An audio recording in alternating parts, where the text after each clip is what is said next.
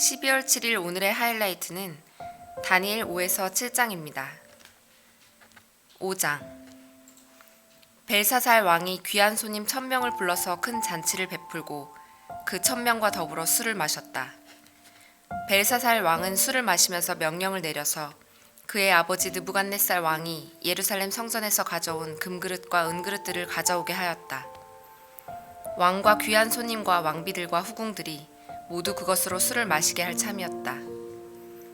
그래서 예루살렘에 있는 하나님의 집 성전에서 가져온 금그릇들을 꺼내서 왕과 귀한 손님들과 왕비들과 후궁들이 그것으로 술을 마셨다.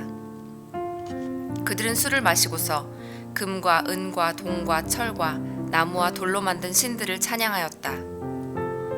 그런데 바로 그때 갑자기 사람의 손이 나타나더니 촛대 앞에 있는 왕궁 석고 벽 위에다가 글을 쓰기 시작하였다. 왕은 그 손가락이 글을 쓰는 것을 보고 있었다. 그러다가 왕의 얼굴빛이 창백해지더니 공포에 사로잡혀서 넓적다리의 힘을 잃고 무릎을 서로 부딪히며 떨었다. 왕은 큰 소리로 외쳐서 주술가들과 점성술가들과 점성가들을 불러오게 하였다. 그들이 들어왔을 때 그는 바빌론의 지혜자들에게 말하였다. 누구든지 이 글자를 읽고서 그 뜻을 나에게 알려주는 사람은 자색 옷을 입히고 금목걸이를 목에 걸어주며 이 나라에서 셋째 가는 통치자로 삼겠다. 왕궁 지혜자들이 모두 나왔으나 아무도 그 글자를 읽는 사람이 없었고 그 뜻을 왕에게 알려주는 사람도 없었다. 벨사살 왕은 크게 낙심하여 얼굴빛이 변하였고 손님들도 당황하였다. 왕과 귀한 손님들의 고함 소리를 듣고서 왕의 어머니가 연회장으로 들어왔다. 왕의 어머니가 왕에게 말을 하였다. 임금님의 만수무강을 빕니다. 임금님은 너무 번민하지 마시고 얼굴에서 근심을 떨쳐버리시기 바랍니다. 임금님의 나라에 거룩한 신들의 영을 받은 한 사람이 있습니다. 그는 임금님의 아버지 때의 명철과 총명과 신들의 지혜와 같은 지혜를 가진 사람으로 알려진 인물입니다. 임금님의 아버지 느부갓네살 왕께서는 그 사람을 마술사들과 주술가들과 점성술가들과 점성가들의 우두머리로 세우셨습니다. 그의 이름은 다니엘입니다. 그에게는 탁월한 정신과 지식과 꿈을 해몽하는 총명이 있어서 수수께끼도 풀었고 어려운 문제도 해결했습니다. 느부갓네살 왕은 그의 이름을 벨드사살이라고 부르셨습니다. 이제 다니엘을 불러보십시오. 그러면 그가 그 글자를 풀어서 임금님께 알려드릴 것입니다. 다니엘이 왕 앞에 나아오니 왕이 다니엘에게 물었다. 그대가 바로 나의 부왕께서 유다에서 데려온 유다 포로 가운데 하나인 그 다니엘이란 사람이요? 나는 그대의 이야기를 들었소. 그대에게는 신들의 영이 있고 명철과 총명과 탁월한 지혜가 있다고 들었소. 내가 지혜자들과 주술가들을 이리로 불러와서 이 글자를 읽고서 내 앞에서 그 뜻을 알아내라고 하였으나 그들이 이 글자의 뜻을 나에게 풀이하여 주지 못하였소. 그러나 나는 그대가 글자를 해석할 수 있고 어려운 문제도 풀 수 있다고 들었소. 지금 그대가 이 글자를 읽고 나에게 뜻을 풀이하여 주면 그대에게 자색 옷을 입히고 목에 금목걸이를 걸어주고 이 나라에서 셋째 가는 통치자로 삼겠소. 다니엘이 왕 앞에서 아뢰었다. 임금님이 주시겠다는 선물은 거두시고 임금님이 내리실 상급은 다른 사람에게 주시기 바랍니다. 그럴지라도 저는 이 글자를 읽고서 그 뜻을 풀이하여 임금님께 알려드리겠습니다. 임금님, 가장 높으신 하나님이 임금님의 아버지 느부갓네살 왕께 나라와 큰 권세와 영광과 위엄을 주셨습니다. 하나님이 그에게 큰 권세를 주셨으므로 민족과 언어가 다른 뭇 백성들이 그 앞에서 떨면서 무서워하였으며 부친께서는 마음대로 사람을 죽이기도 하고 마음대로 사람을 살리기도 하고 마음대로 사람을 높이기도 하고 마음대로 사람을 낮추기도 하셨습니다. 그러나 부친께서 마음이 높아지고 생각이 거만해지셔서 교만하게 행동을 하시다가 왕위에서 쫓겨나셔서 명예를 잃으신 일이 있었습니다. 사람 사는 세상에서 쫓겨나시더니 그의 마음은 들짐승처럼 되셨고 들나귀와 함께 사셨으며 소처럼 풀을 뜯으셨고 몸은 하늘에서 내리는 이슬로 젖으셨습니다. 그때야 비로소 부친께서는 가장 높으신 하나님이 인간의 나라를 다스리시고 하나님의 뜻에 맞는 사람을 그 자리에 세우시는 줄을 깨닫게 되셨습니다. 느부갓네살의 아드님이신 벨사살 임금님은 이 모든 일을 아시면서도 마음을 겸손하게 낮추지 않으시고 하늘의 임금님이시요 주님이신 분을 거역하시고 스스로를 높이시며 하나님의 성전에 있던 그릇들을 가져오게 하셔서 임금님과 귀한 손님과 왕비들과 후궁들이 그것으로 술을 마시게 하셨습니다. 그리고 임금님은 보거나 듣거나 알지도 못하는 금과 은과 동과 쇠와 나무와 돌로 만든 신들은 찬양하시면서도 임금님의 호흡과 모든 길을 주장하시는 하나님께는 영광을 돌리지 않으셨습니다. 그러므로 하나님이 손을 보내셔서 이 글자를 쓰게 하신 것입니다. 기록된 글자는 바로 메네, 데겔과 바르신입니다. 그 글자를 해석하면 이러합니다. 메네는 하나님이 이미 임금님의 나라의 시대를 계산하셔서 그것이 끝나게 하셨다는 것이고, 데겔은 임금님이 저울에 달리셨는데 무게가 부족함이 드러났다는 것이고, 바르신은 임금님의 왕국이 둘로 나뉘어서 메대와 페르시아 사람에게 넘어갔다는 뜻입니다. 벨사살이 곧 명령을 내려서 다니엘에게 자색 옷을 입히고 그의 목에 금목걸이를 걸어주었으며 그를 그 나라에서 셋째가는 통치자로 삼았다. 바로 그날 밤에 바빌로니아의 벨사살 왕은 살해되었고 메대 사람 다리우스가 그 나라를 차지하였다. 다리우스의 나이는 62살이었다. 6장. 다리우스는 자기의 뜻대로 나라 안에 지방 장관 120명을 세워서 나라를 다스리게 하였다. 또 그들 위에 정승 3사람을 세웠는데 다니엘도 그 가운데 한 사람이었다. 그리고 지방 장관들이 정승들에게 업무를 보고하게 하여 왕에게 피해를 끼치는 일이 없도록 하였다. 그런데 다니엘이 다른 정승들이나 지방 장관들보다 더 우수하였으므로 왕이 그를 나라의 통치자로 임명하고자 하였다. 그러자 다른 정승들과 지방 장관들이 다니엘이 나라 일을 잘못 처리한 것을 찾아내려 하였다. 그러나 그들은 그에게서 아무런 실책이나 허물을 발견하지 못하였다. 다니엘이 임무에 충실하여 아무런 실책이나 허물이 없었기 때문이다. 그래서 그들은 서로 말하였다. 다니엘이라는 자는 그가 믿는 신의 법을 문제 삼지 않고는 고발할 근거를 찾을 수 없다. 그리하여 총리들과 방백들은 왕에게로 나아가서 아뢰었다. 다리우스 임금님 만수무강하시기를 빕니다. 이 나라 정승들과 대신들과 지방 장관들과 고문관들과 총독들이 모두 의논한 바가 있습니다. 임금님이 법을 한 가지 만드셔서 금령으로 내려주시도록 요청하기로 하였습니다. 그 법은 앞으로 30일 동안에 임금님 말고 다른 신이나 사람에게 무엇을 간구하는 사람은 누구든지 사자굴에 집어넣기로 한다는 것입니다. 바라옵기는 임금님이 이제 금령을 세우시고 그 문서에 임금님의 도장을 찍으셔서 메대와 페르시아에 고치지 못하는 법을 따라서 그것을 다시 고치지 못하게 하시기를 바랍니다. 그리하여 다리우스 왕은 금령의 문서에 왕의 도장을 찍었다. 다니엘은 왕이 금령 문서에 도장을 찍은 것을 알고도 자기의 집으로 돌아가서 다락방으로 올라갔다. 그 다락방은 예루살렘 쪽으로 창문이 나 있었다. 그는 늘 하듯이 하루에 3번씩 그의 하나님께 무릎을 꿇고 기도하며 감사를 드렸다. 그때 다니엘을 모함하는 사람들이 들이닥쳐 다니엘이 그의 하나님께 기도하며 간구하는 것을 목격하였다. 그들이 왕에게로 나아가서 다니엘을 고발하려고 왕에게 금령을 상기시켰다. 임금님이 금령에 도장을 찍으시고 앞으로 30일 동안 임금님 외에 다른 신이나 사람에게 무엇을 간구하는 사람은 누구든지 사자굴에 던지기로 하지 않으셨습니까? 왕이 대답하였다. 그 일은 고칠 수 없다. 그것은 메대와 페르시아의 법을 따라 확정된 것이다. 그들이 왕에게 아뢰었다. 임금님, 유다에서 잡혀온 다니엘이 임금님을 무시하고 또 임금님이 도장에 찍힌 금령을 무시하여 하루에 3번씩 기도를 드리고 있습니다. 왕은 이 고발을 듣고 몹시 괴로워하고 다니엘을 구원하려고 마음을 쓰며 해가 질 때까지 온갖 노력을 다하였다.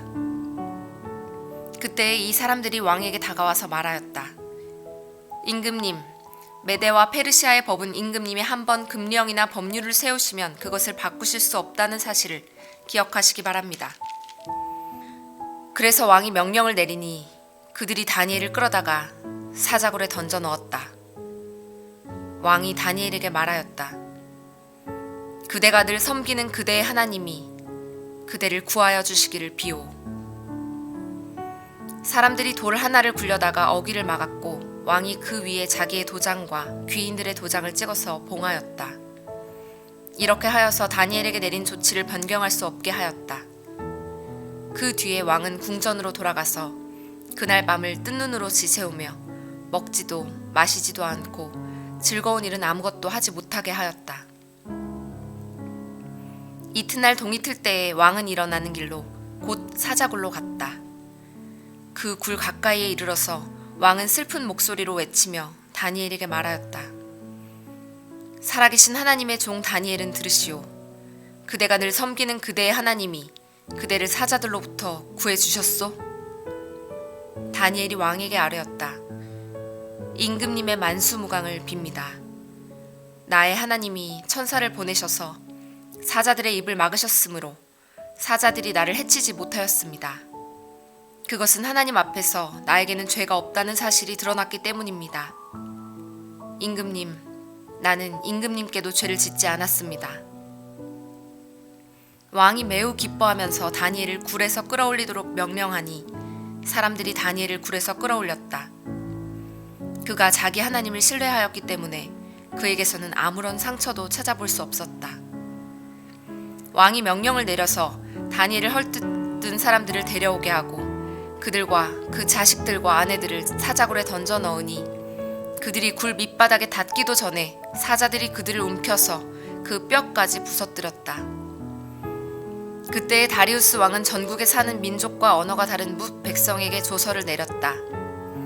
내 백성에게 평화가 넘치기를 바란다. 내가 다음과 같이 법령을 공포한다. 내 나라에서 나의 통치를 받는 모든 백성은 반드시 다니엘이 섬기는 하나님을 공경하고 두려워하여야 한다. 살아계신 하나님이 영원히 다스리신다. 그 나라는 멸망하지 않으며 그의 권세 무궁하다. 그는 구원하기도 하시고 건져내기도 하시며 하늘과 땅에서 표적과 기적을 행하시는 분, 다니엘을 사자의 입에서 구하여 주셨다. 바로 이 사람 다니엘은 다리우스 왕이 다스리는 동안과 페르시아의 고레스 왕이 다스리는 동안 잘 살았다. 7장. 벨사살이 바빌론 왕이 된 첫 해에 다니엘은 잠자리에서 꿈을 꾸면서 머릿속으로 환상을 보고 그 꿈을 적었다. 그가 적은 내용의 줄거리는 다음과 같다. 다음은 다니엘이 한 말이다. 내가 밤에 환상을 보았는데 동서남북 사방에서 하늘로부터 바람이 큰 바다에 불어닥쳤다. 그러자 바다에서 모양이 서로 다르게 생긴 큰 짐승 4마리가 올라왔다. 첫째 짐승은 사자와 같이 보였으나 독수리의 날개를 가지고 있었다. 내가 살펴보고 있는 동안에 그 날개들이 뽑혔다. 그 짐승은 몸을 일으키더니 사람처럼 발을 땅에 디디고 섰는데 사람의 마음까지 지니고 있었다. 또 살펴보니 다른 짐승, 곧 둘째 짐승은 곰과 같았는데 뒷발로 서 있었다. 그 짐승은 갈빗대 3개를 물고 있었는데 누군가가 그에게 이렇게 말하였다. 일어나서 고기를 많이 먹어라. 그 뒤에 내가 또 살펴보고 있는데 또 다른 짐승이 나왔다. 그것은 표범처럼 생겼으나 등에는 새의 날개가 4개나 있었고 머리도 4개나 달려 있었으며 아주 권위가 있어 보였다. 그 뒤에 내가 밤의 환상을 계속 살펴보고 있는데 넷째 짐승이 나왔다. 그것은 사납고 무섭게 생겼으며 힘이 아주 세었다. 이 짐승은 쇠로 된 큰 이빨을 가지고 있어서 그것으로 먹이를 잡아먹고 으스러뜨리며 먹고 남은 것은 발로 짓밟아 버렸다. 이 짐승은 앞에서 말한 짐승들과는 달리 뿔을 10개나 달고 있었다. 내가 그 뿔을 유심히 살펴보고 있자니 다른 작은 뿔 하나가 그 뿔들 사이에서 돋아났다. 먼저 나온 뿔 가운데서 셋이 새로 돋아난 그 뿔에 밀려서 뿌리째 뽑혔다. 새로 돋아난 뿔은 사람의 눈과 같은 눈을 가지고 있었고 입이 있어서 거만하게 떠들었다. 내가 바라보니 옥좌들이 놓이고 한 옥좌에 옛적부터 계신 분이 앉으셨는데 옷은 눈과 같이 희고 머리카락은 양털과 같이 깨끗하였다. 옥좌에서는 불꽃이 일고 옥좌의 밭귀에서는 불길이 치솟았으며 불길이 강물처럼 그에게서 흘러나왔다. 수종 드는 사람이 수천이요 모시고 서 있는 사람이 수만이었다. 심판이 시작되는데 책들이 펴져 있었다. 내가 보고 있는 동안에 작은 뿔이 크게 떠드는 소리를 들을 수 있었다. 내가 살펴보니 넷째 짐승이 살해되고 그 시체가 뭉그러져서 타는 불에 던져졌다. 그리고 그 나머지 짐승들은 그들의 권세를 빼앗겼으나 그 생명은 얼마 동안 연장되었다. 내가 밤에 이러한 환상을 보고 있을 때에 인자 같은 이가 오는데 하늘 구름을 타고 와서 옛적부터 계신 분에게로 나아가 그 앞에 섰다. 옛부터 계신 분이 그에게 권세와 영광과 나라를 주셔서 민족과 언어가 다른 뭇 백성이 그를 경배하게 하셨다. 그 권세는 영원한 권세여서 옮겨가지 않을 것이며 그 나라가 멸망하지 않을 것이다. 나 다니엘은 마음속이 괴롭고 머리에 환상들이 나를 번민하게 해서 거기에 서 있는 천사들 가운데 하나에게 가까이 가서 이 모든 일을 두고 참 뜻을 물었다. 그가 나에게 설명하면서 그 일을 풀이하여 알려주었다. 이 큰 짐승 4마리는 앞으로 땅에서 일어날 내 왕이다. 그러나 가장 높으신 분의 성도들이 나라를 얻을 것이며 영원히 그것을 누릴 것이다. 그때 나는 넷째 짐승의 참뜻을 더 알고 싶었다. 이 짐승은 다른 모든 짐승과 달랐으며 매우 사납고 쇠의 이빨과 노쇠 발톱으로 먹이를 잡아먹고 으스러뜨리고 그 나머지 짐승들을 발로 짓밟아 버렸다. 나는 또 그 짐승의 머리에 있던 10뿔과 새로 돋아난 다른 뿔 하나도 알고 싶었다. 그 다른 뿔 앞에서 새 뿔이 빠졌다. 그 뿔에는 눈들이 있고 크게 떠드는 입이 있었으며 그 모습이 다른 뿔들보다 강하게 보였다. 내가 보고 있을 때에 새로 돋은 그 뿔이 성도들에 맞서서 전쟁을 일으키고 그들을 이겼으나 옛적부터 계신 분이 오셔서 가장 높으신 분의 성도들의 권리를 찾아주셔서 마침내 성도들이 나라를 되찾았다. 그 천사가 이렇게 말하였다. 넷째 짐승은 땅 위에 일어날 넷째 나라로서 다른 모든 나라와 다르고 온 땅을 삼키며 짓밟고 으스러뜨릴 것이다. 그 10뿔은 이 나라에서 일어날 10왕이다. 그 뒤에 또 다른 왕이 일어날 것인데 그 왕은 먼저 있던 왕들과 다르고 또 전에 있던 새 왕을 굴복시킬 것이다. 그가 가장 높으신 분께 대항하여 말하며 가장 높으신 분의 성도들을 괴롭히며 정해진 때와 법을 바꾸려고 할 것이다. 성도들은 한 때와 두 때와 반 때까지 그의 권세 아래에 놓일 것이다. 그러나 심판이 내려서 그는 권세를 빼앗기고 멸망하여 없어질 것이다. 나라와 권세와 온 천하 열국의 위력이 가장 높으신 분의 거룩한 백성에게로 돌아갈 것이다. 그의 나라는 영원한 나라다. 권세를 가진 모든 통치자가 그를 섬기며 복종할 것이다. 이것이 그 환상의 끝이다. 나 다니엘은 이 생각 때문에 고민하여 얼굴색이 변하였지만 이 일을 마음에 간직하였다.